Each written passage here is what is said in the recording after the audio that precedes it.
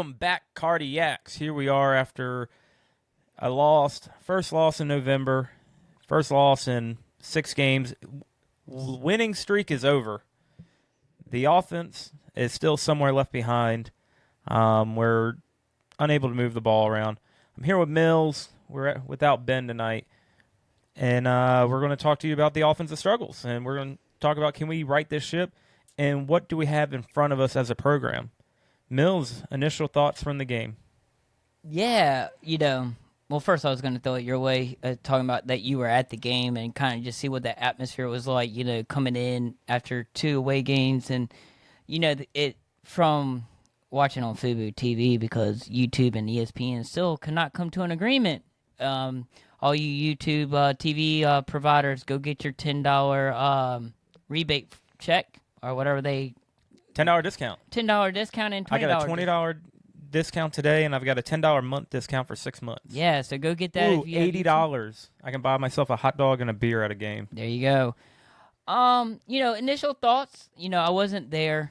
And we'll jump into it. First couple drives, I was not impressed. I will say we had some bright spots with Cam Robertson as he kept doing his thing. But Sean, with you being there, just want to kind of like touch with coming in on a 6-game win streak, going into a hostile environment. It felt like, I felt like the fans showed out, and the team kind of let the fans down a little bit. Yeah, so there was a feeling on Saturday driving to the stadium. Unfortunately, life gets in the way, and you can't tailgate every game. But driving there, I'm excited, and I'm thinking you're seeing the lead up. Hey, there's no tickets available on the Virginia website.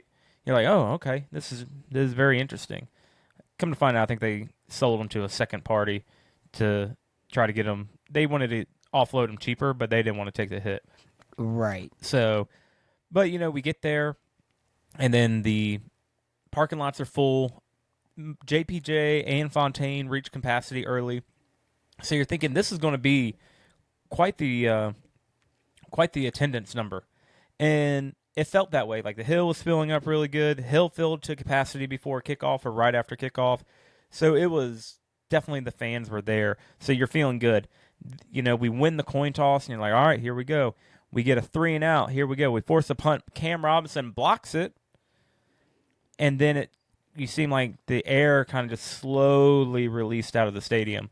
And from there, because, we weren't doing anything on the offensive side of the ball. Defense, you cannot say a single thing about the defense.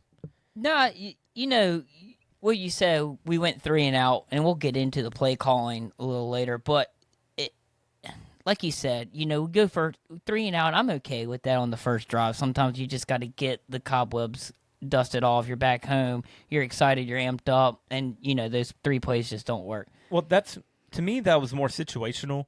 Because when you script the opening, you're expecting the ball on the other side of the field. You're not expecting to get the ball on your own 25-yard line. So right. I understand it to a point, but it's also like we got to have these plays.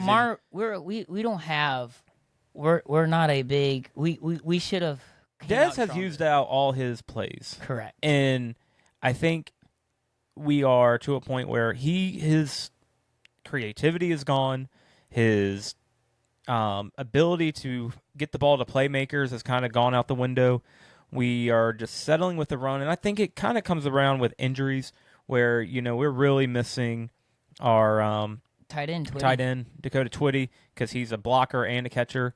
A lot of offensive linemen in and out.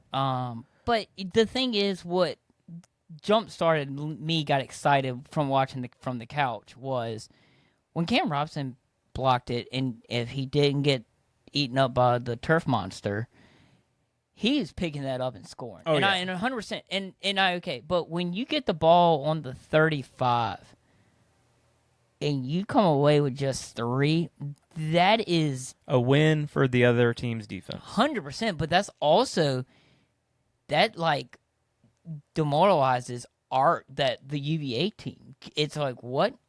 Cam Robinson just gave you put a ball on the tee for you. Yeah, and you can't do anything about it. The defense did their job. Right. Well, in this case, special teams did their job. And the funny thing is, I'm sitting there. Ben was with me at the game, And right before that play, I picked out. I was like, "Man, Cam's on the special teams," and I don't know if I hadn't noticed that before, but I was like, seems odd." And I wanted to tell Ben, "Why do we have our best linebacker, one of the best linebackers in the country, on special teams?" And then special teams means you have special players making plays, and he made the play. So I'm like, "All right, I'm not going to say anything," but it is one of those things where you would hate to see Cam get hurt on a special teams play. But in this case, it helped us out. But we go 3-0, then we go up 6-0, and then from there it was just. Well, then we'll get into it. But you come away with 6-0, and then Wake Forest punts the ball, and we get the ball, and Chandler Morris takes off for a run, and he slides, and homeboy from Wake Forest definitely hits him late and knocks him out. Now, all speculation, everyone's saying it's a head and neck injury. He did look woozy. He laid on the ground for a little bit. He looked woozy walking. They have not come out and said it's concussion or anything. Everyone is predicting it as a concussion.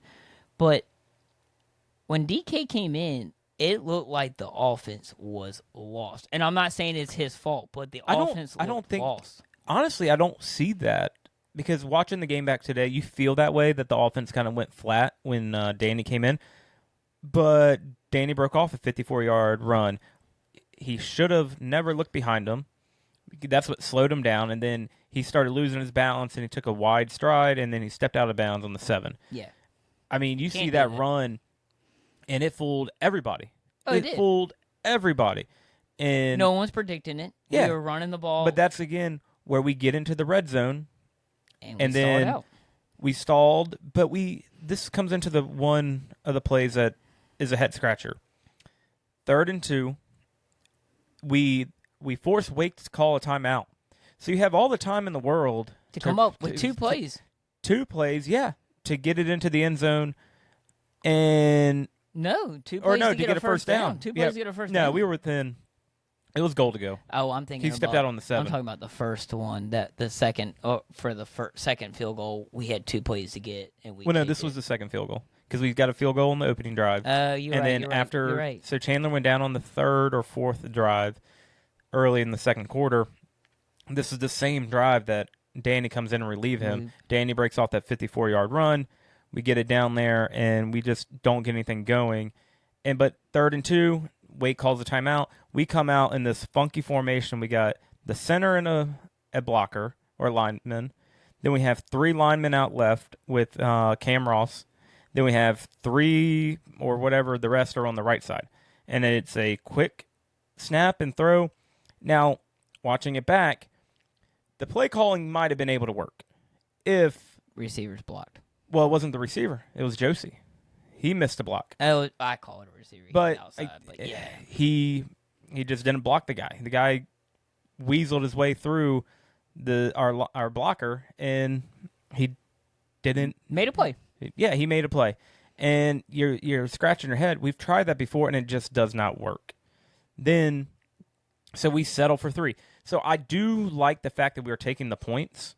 I know in weeks past we had gone on these runs where 3rd and 2 that deep, we may go for it. I'm okay with taking the points because it comes down to we've been in so many one-score games. You never know when that 3 is going to be needed. So take the points while you can. Right. So that's just one of those funky play calls, and I just don't like it.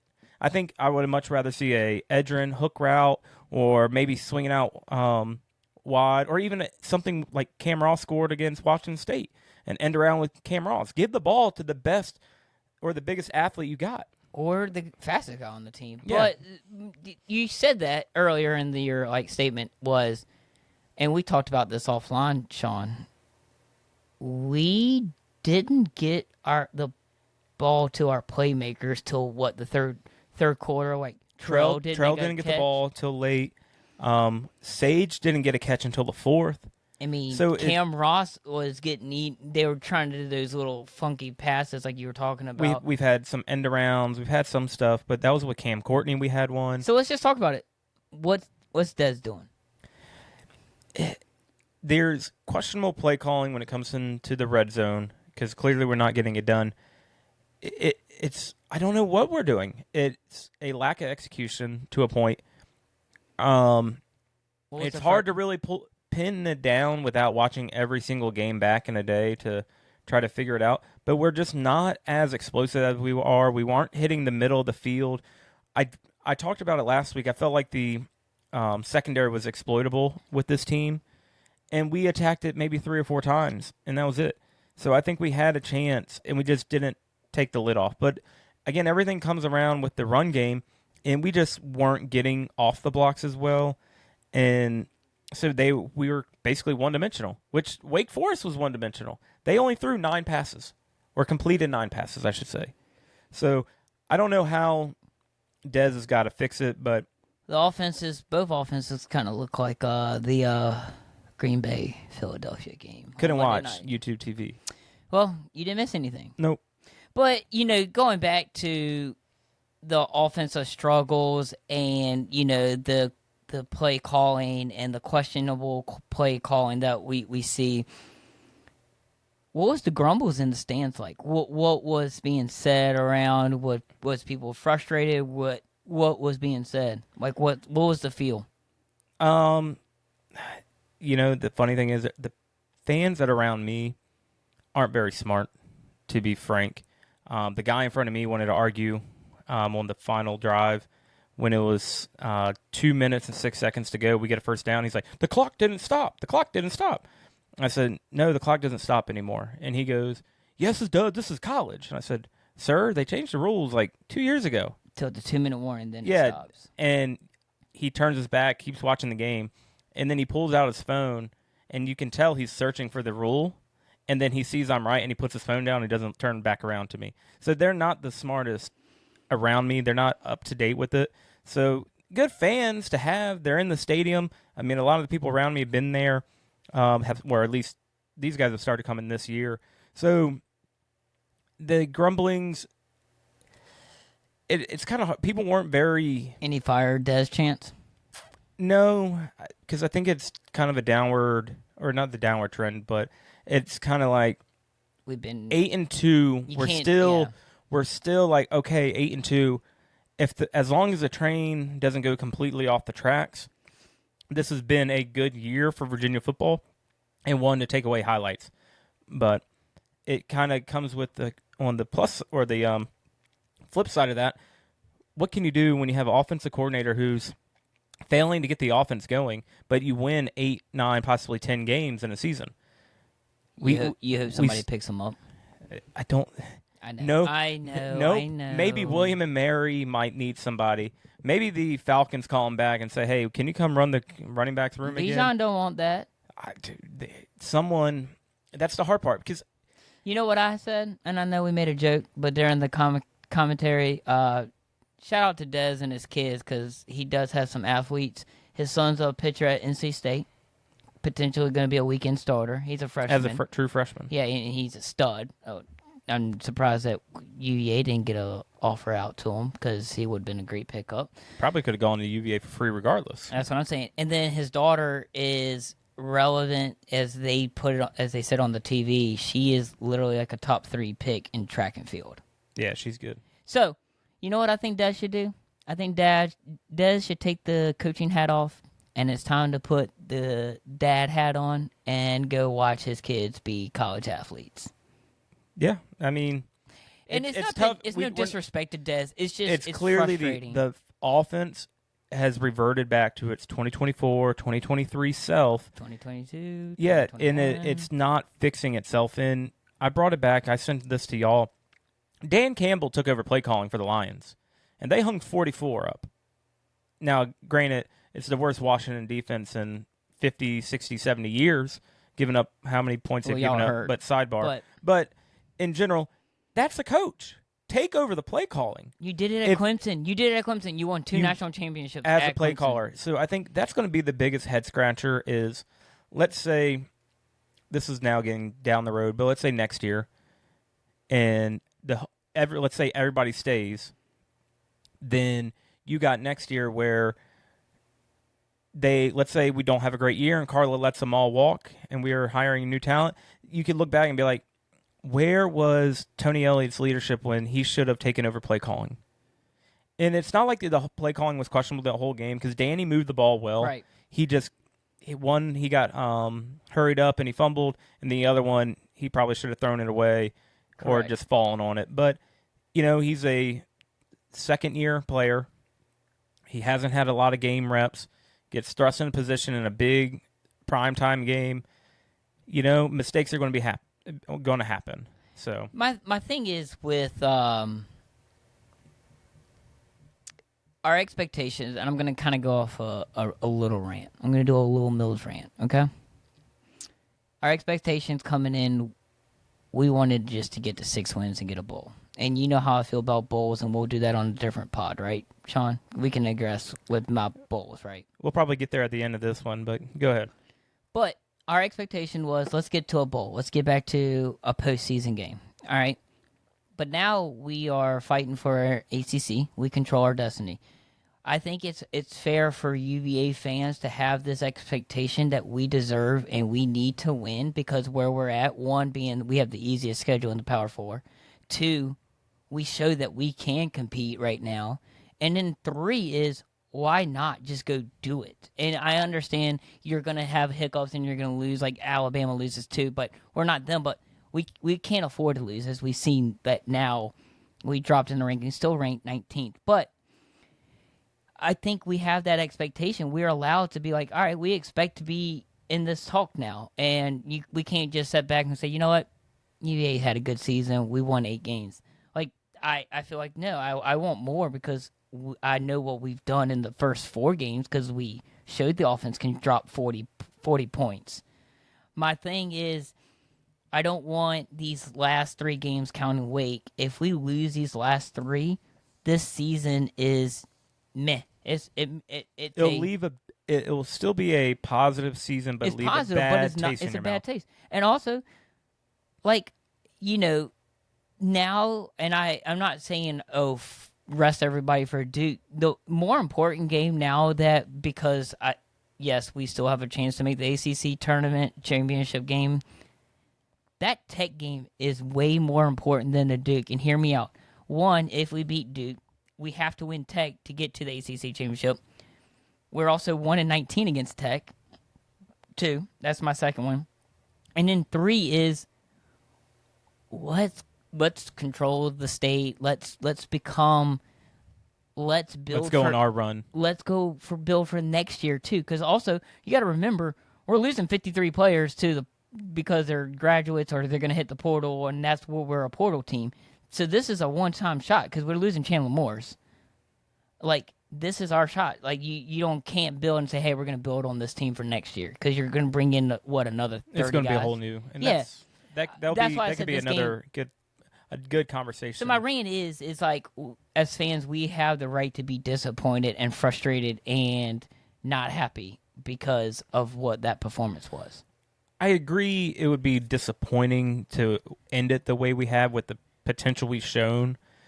It's just Virginia gets hit with the injury bug so much, and then we can't get out of our own way. And, I think if Chandler Morris doesn't get hurt, we win that game. And then I agree with that. everything changes. I agree. I don't think we drop in the rankings. I think we stay where we're at, maybe move up a place. I think they don't put Miami in the championship over us. I think we are poised to go. We controlled it. We were the top team in the ACC. And now we're dropped back, and we're top to 5. Help. We're in the top 5. We're in a 5-way tie for first. Correct. And we need some help. So a little bit. Just to kind of sum up how I feel on we've seen this downward trend, and I got all the games in front of me. The offense has kind of really slowed down. Florida State, we had 440 yards of total offense. That's a week after, I guess really you can talk about a downward trend since William & Mary, but, the competition steps up. But William & Mary, we had 700 yards of total offense. That was an anomaly. Like that, yeah, anomaly. Yeah, but it's the competition. Throw that one out. That was out. Stanford, 590. Florida State, 440. There's nothing wrong with that. Anything over 400 yards, there's nothing wrong with that. But here we go. Louisville, 237. Bad. Tough Louisville team. Kind of similar. On a way. On the road. Similar, I think, I think we take this Wake. I'll come back to this, but 237 to Louisville. Kind of figure back out with Washington State with 300. They were bad, but yes. We then go for 259 against UNC. And then we bounce back against Cal and go 456 yards of total offense. And then against Wake, 327. We moved the ball. We just turned it over. And you also think two plays really got a bunch of our yards. A 54-yard run by Danny, and then the 35. Taylor, the big Taylor run before he fumbled it. So you look at that. That's a downward trend. And if you look at some of the red zone scoring, we've struggled in the last. Where do I have it? In the last 3 games, I think it was Jackie talked about it, we've only scored 4 touchdowns in the red zone with 10, 12 tries. I mean, we're back to that struggle, and we talked about this in the spring game. We struggled to get the ball in the red zone. Now, granted, we were going up against our own defense, but it's the trend. And then if you look at our time of possession has not been going our way. So those are the 3 big things that we do, and when we control those things, we win our games, but they're all turning the wrong way. And then you also add in, we had ball security issues. I thought this was the week we're going to get Wake to turn the ball over. They turned it over 5-6 times against SMU. And you're like, we're a team that can force turnovers. We forced turnovers in 6 straight games. And this is a team that turns the ball over, and we couldn't get a turnover. We put the ball on the ground once on that 4th down stop, which, again, hats off to the defense for doing a 4th down. They stopped the Wake offense 4 times within the 2-yard line, which is incredible. Yeah. So, and even if he catches that pitch, I don't think he gets in. I think we read it perfectly. So, it's all the things. And so we had 3 fumbles in one game. Again, 2 of them were Danny. I can live with young mistakes. It sucks. You got to be ready. They're just both pocket. He's trying to figure it out, and he gets hit while he's trying to throw. Right. So those, and then Jamari Taylor. He breaks that big run. He comes right back, and he comes out, and then he fumbles it. So I mean, and he the next play, knew. He kind of knew. I think. Yeah, he popped up, knew he didn't have the ball, and I think this is the one that goes on coaching. And I think Tony Elliott talked about it, where that's on the coaches. Got to hurry up, get a play in. They had a penalty. They got set. They ran the clock, and no one's preaching urgency here. It's on the coaches. Who is there watching up above and be like, hey, you need to take a look at this. Hey, we need to go, go, go, go, go. Someone's watching a monitor. Someone's seeing a replay. Hey, Jamari didn't come out of the pile with the ball. We need to go. So I think that one hurts too. So I mean, with this game with Wake, I think it's more of, I'm not saying. Do you think the boys were a little tight, with them being ranked now in the college football playoff? You've seen their name in the playoff bracket. This game is, do you think the mindset the boys were looking at? And, Elliot said, I told them not to look at the standings, the rankings. Everybody does it. They have apps. They have Twitter. So they see it no matter what. It's out there in front of them. Do you think there was a little stiffness because of this? No, I don't think there is. I just think we have lost our creativity in play calling. And it's not trying to you don't want to place all the blame on one person. It's both it's execution and it's the I think a lot of it's because of years past. We've had so much frustration with Des that it's coming back to it. We're looking like the offense of the years past, not the offense from the first 4 games. So that's where it boils down to. We're frustrated because that's what it looks like. I don't think the guys are looking ahead. I think they're really balled into the one game at a time aspect, and they're just not succeeding. And it's like our margin of error at Virginia is so thin. So we can't afford the mistakes. We can't afford to turn the ball over 3 times and expect to win a game. No. Especially when we don't create our own turnovers. Correct. Even though the defense did everything they can. Defense played well. And, getting into the defense side of the ball, I mean, they held their own. Holding a team to 16 points is phenomenal. Well, really, they didn't hold them. They held them to 9. Well, yeah, but on the scoreboard, yeah, 16. But those 7's not on the defense. That's and the good thing is you got the stops when we needed the stops. It just comes down to the offense to execute their side of the ball, and Cam is a special player, makes special plays. I mean, the things he was doing, getting pressure, dropping in the coverage a little bit, the DBs, Robertson, number 9 out there, he's kind of come on, and he's kind of Jason Prevard made some big plays. Yeah. Christian Charles has made some big plays, and I listened to Ballhawk today, and I agree with him that the DBs have really grown since early in the season when, William and Mary, we had communication issues. I think NC State, we're not having those. Ball. And they really challenged us one-on-one a lot, and we won every single challenge that they had. And they were very close to passing interference, but that's like right there. They were on the margin. So they trusted themselves. I think Elliott talked about that. So, I mean, Wake only completed 9 passes.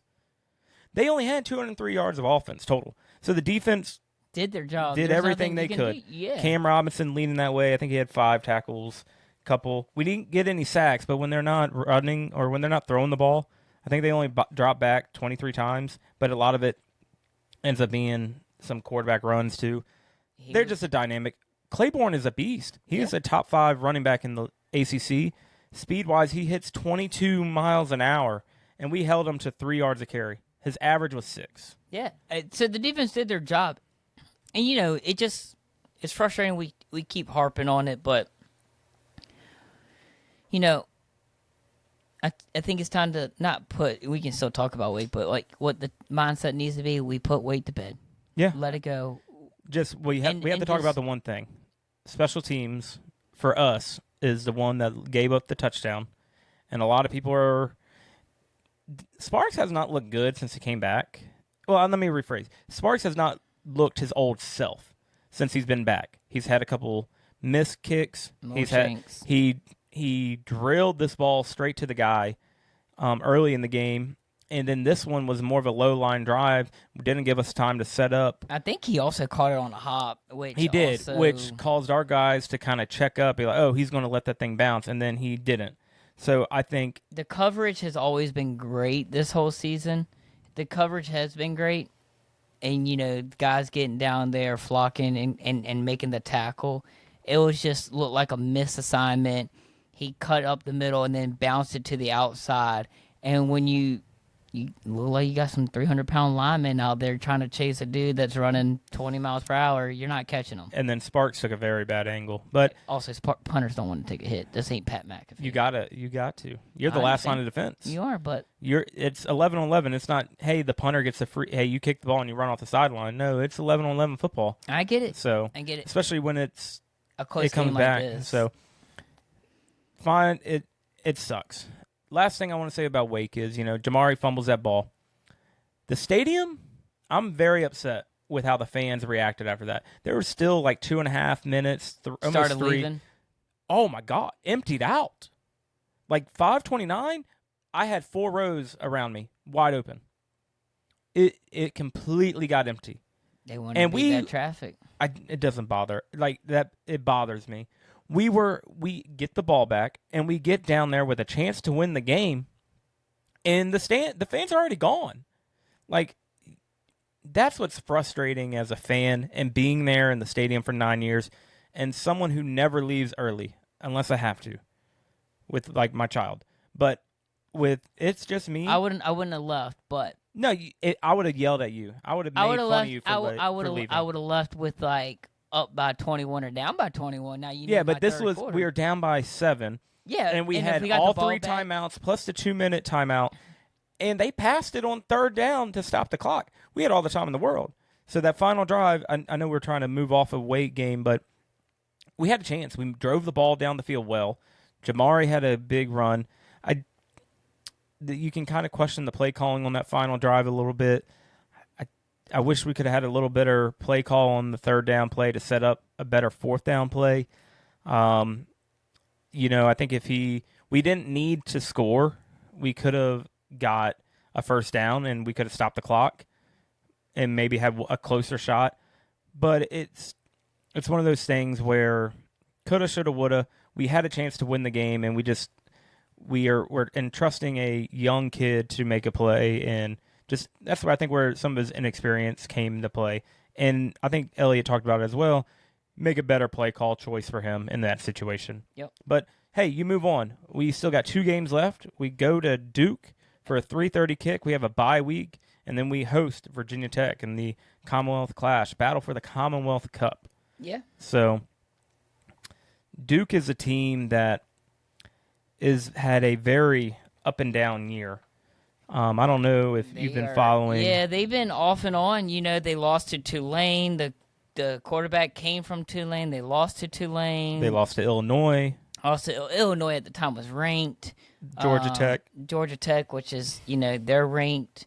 And then last week they're coming off a loss at UConn. But UConn's got some good wins under their belt. I mean, for who they are as an independent, they're what, 6-2? Yeah, UConn. I watched that game today, and they had some athletes, and they forced a few turnovers. Yeah. Especially to end the game, they forced a fumble on Menza. So, yeah. So we're headed to Duke, who's sitting at 5-4, 4-1 in the conference. A team that could really cause some havoc. You talk about a team that could really blow up the entire ACC narrative for college football playoffs and who's going to the conference championship game. It's Duke. So SMU too. I mean, they're 5-1 or 4-1. Where they only have one loss in the conference. There's 5 teams with one loss. Duke's a team coming in scoring 35 points a game. They are averaging 270. 140 yards rushing a game, as well as 312 yards of passing a game. So they are a very two-headed monster. They're very balanced. Menza's really good, though. He is a good Menza is good, and Elliott gave him his flowers today. Said he can make every throw, and he's also dual threat. Yep. So this is going to be a challenging game for our defense. They're going to have to stand up again and make the plays, and we're going to have to trust those DBs on one-on-one on the outside because we're going to have to load up that box to stop the run and be able to stop the pass. So, but it also comes down to we have to score more points. Yeah, I agree. I think if this game turns into a shootout, we're going to struggle because no matter who starts, if we're not scoring with them, it's going to be a struggle. But this is where our game plan comes into play. If we can control the time of possession and limit their offensive possessions, it bodes in our favor.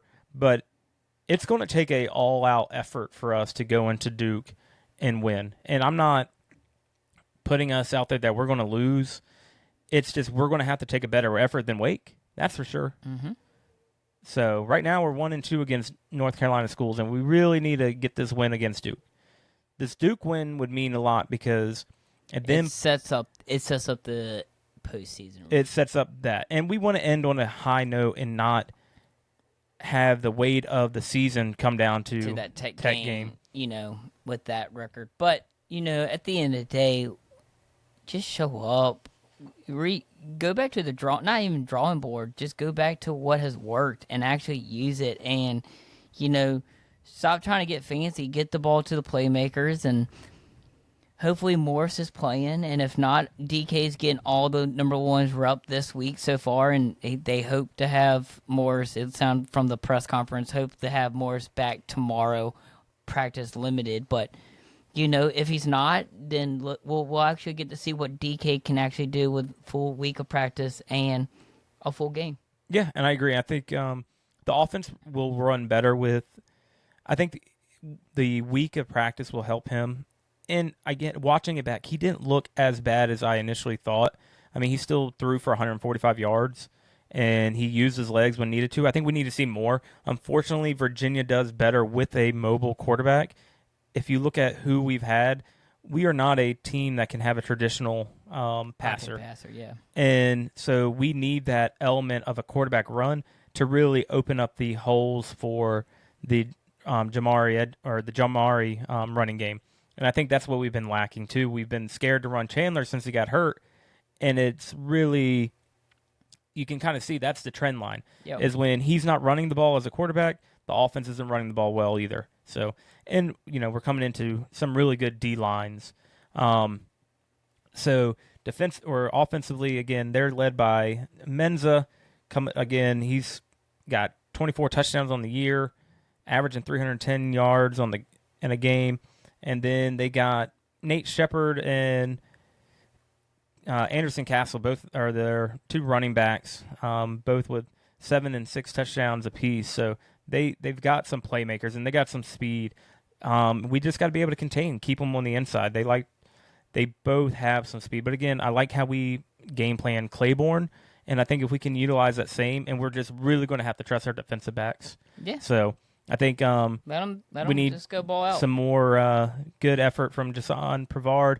Cam Robinson's going to have to step up again.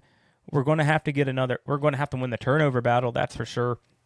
So this Duke game, to me, is a big test, and hopefully we can rebound. We haven't lost back-to-back games this year, clearly, with only losing 2. I think this one we got to have it. Yeah. It's not a must-win. No, it is. It's not like a. It means a lot. It means a lot to us if we can win these next 2. Like, how many more chances do you think we'll get to have a chance to get to the ACC championship and CFP with this kind of schedule? Yeah. And the money has worked. The NIL money has worked. You got the players we want. We're gonna build off that. But I think you're right. This game is kind of a must win, and then it goes into Tech, and we'll definitely save that for later. But just go out there and win. I'm not even gonna I'm gonna pull a bin. I'm not even gonna do a prediction. Yeah, I'm refraining from predictions this week just because we got to change it up. Yep. I'm not doing a prediction. I do say that it's going to be a close fault. I think we do win. I hope we win. Actually, I'm just going to say I hope we win. I don't want to be let down, but it's going to fall on Des Kitchens. If he wakes up and can write a good game plan to utilize his weapons. Maybe script instead of 15. Let's script 45. I don't even think it's a script because we've been starting off slow. That's true. So I think hopefully Elliott is in there this week. And I know he didn't want to take the play calling away, but hopefully he's in the meetings and saying, Des, we need to try this. We need to get the ball to Ross. We need to get the ball to Edgerton more. We can't wait till the fourth quarter to utilize Sage Ennis. We need to use all of our weapons. John Rogers, Eli Wood, they all got to touch the ball. Yeah. Spread the ball around. Pass the ball. We got to soften up that defense to then hammer it with. Give a break for Taylor. We don't have to give him the ball every single play. He had 20-some-odd rushes. I know. So I mean, I'm okay with 20 rushes, but also spread it around to the others. I think that's where our injury hurts us because Jamari is more of the in-between tackles where Xavier used to be the guy who would bounce it outside. And I think that's where we're missing it. We're trying to run between the tackles every time. And they're just filling the line with 5, 6, 7 guys. So I think, we don't want to overanalyze it, but I think that's Duke in a nutshell. Yeah. Just go win the game. At this point, we don't need style points. We just need wins. Right. So go win the game. Go down and get it done. So kind of leading into, we're recording on a Tuesday night. So the CFP rankings came out. The UVA dropped from the 14th rank to 19th rank. We're behind Miami. We're ahead of Louisville, so they did it right, except for the AP poll didn't do it right. Yeah, AP poll, I don't understand. Georgia Tech's ahead of us, but,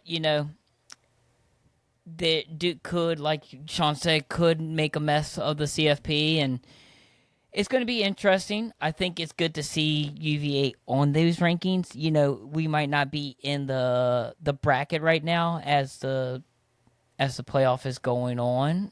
But it's good to see that, that top 25 recruits are seeing that, transfers are potential. Virginia Tech transfers. Are they seeing that? I just think people are.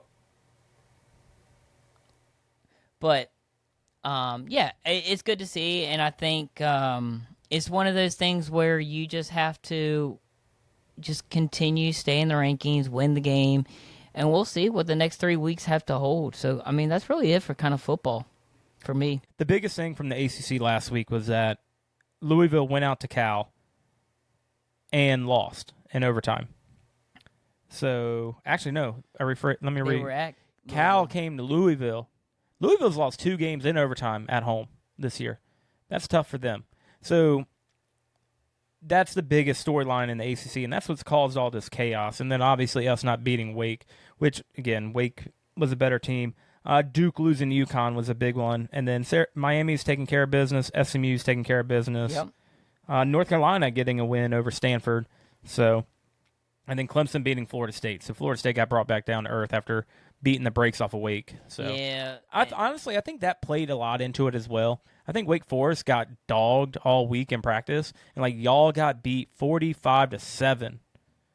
How are you going to respond? And they responded And they did. somewhat. Defensively, they responded. And they got to win. Yeah. And this is the ACC for you. Any given Saturday, a team's anyone can be beat, and that's the thing. But as we speak right now, basketball. Turn our talks of basketball. I know we're not used to just putting aside to basketball, but right now, as we speak, basketball is up. I believe it's 7-4 or 7. It's 10-5 right now over Hampton. So our first two games look good. The transfers all look good. Odom's running a good team, not turning the ball over. The running gun I know you don't like, but it's working out right now.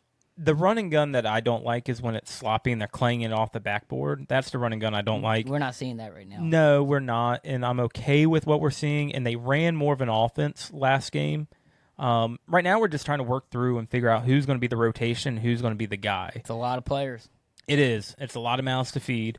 And the biggest thing is a lot of those guys average 20 points and 40 to 50% three-point shooting. So it's going to be hard to maintain these guys, and it kind of falls into a thought we had last year with the basketball team. Do we have too many players? Do we have too many role players and not a dog? Like a go-getter, the alpha, the go-to scorer? Or do you think, or does DeRitter fill that spot and allows everybody else to kind of be a role player? I think so. But which is funny, he was the role player overseas, but now he comes over here, and we're expecting him to be the guy. And he's doing it. He's showing off. Yeah, he's playing really well. So, I mean, against NC State, he had 20 total points. Central, not Sorry, NC State. yeah, close enough. NC State might be good this year. Yeah, NC Central. He had 20 points, 2 assists, and my pick from last week, who I said I really liked watching him play, Grunlow, 7 blocks this game. I mean, they're tall. I really like him and DeRitter on the court together. I think they feed well off of each other. They got some big height there. The thing I don't like about this NC Central game is the fact that we were up 31, and we only won by 19. And it's not like we pulled our guys early. They were battling back. We only beat them in the second half by 2 points, I think. Yeah, but it's like one of those things like you kind of take your foot off the pedal, but, also all you have to do is win by 15 for the KenPom, so it doesn't really matter about how close, as long as you win over 15. And last year we struggled with these non-conference games, and this year we're actually blowing them out 15 or more points. So just keep doing it. And I think our first test, like I said last podcast, our first big test is going to be that Butler game at the Greenbrier, and kind of see what happens. Yeah, I think this team needs these early games. Just to get a feel for each other. And we're starting to step up and make a little more threes. I mean, we shot 38%, 14 for 36 this last game. So we're getting that average up. I think over time they'll get better. We lost votes, apparently. Tech fans would like to point that out, that they gained a vote and we lost 2 votes. I mean, if you're really comparing the week 2 rankings... Let's talk week 7 and 8. Not even then. Wait till February to do your talking and see where you're going to stack up. Well, see how that we do when we play you in December. December we play them first, so... Yeah, so, I mean, Tech fans like to talk on Twitter, don't they? Well, they got nothing else to talk about right now because football is not doing that great. But we'll be talking Tech during Hate Week, that's for sure. That's true, so... They'll be running their mouth, so... Basketball's looking good. Check our X out for any updates on the basketball team. And see, obviously this game is final by the time this goes live. And we got a Friday night game against... Who's our Friday night, Mills? It's Marshall. And Marshall. It's Saturday at noon. So watch that and flip over to 3:30 to watch the football team. And hopefully it's 2 W's. And just for some spring sports final roundup is the men's soccer beat Carolina. They're going to carry for the semifinals. And then the women's soccer team is a 1 seed in the tournament. So that's a big deal. There's 3 ACC 1 seeds in the tournament. So you got Notre Dame, Stanford, and UVA. So ACC showing out for the women's soccer. So Yeah. postseason's here. Yeah. And I want to add one. I know we're about to wrap here. Football fans, don't be worried or don't be dreary that we lost a game. We're sitting at 8-2. We have a chance to tie our win total in the regular season, and we have a chance to best that in a bowl game. So I think Just win. One game just at a time. win, Beat take Duke. it one game at a time, and ride this with us. It's been a while since we've been in a position to win 9-10 games. It's been a while since we had to talk real true negative. Not real negative, but like where. Yeah, I mean, we 6 weeks in a row, we used to with talk including about, a bye week. We had no. We've talked about plays that didn't go our way, defense but that at the end was of the day, giving they up. won the game. Yeah, This but is the we first won. time we talked about a loss. Yeah, in a long I mean, time. winning cures all. Does. So winning is going to mask everything that's going wrong on the field, from at least a fan standpoint, because all they care about is to win. So we'll get back to that winning ways, and I think we'll hopefully we'll make a statement against Duke, and hopefully we pound the Hokies and turn them into some turkey sandwiches and be done with them. That's what I like to hear. So, Mills, anything else? That's it. All right, that will do it for us. As always, go Hoos. Go Hoos.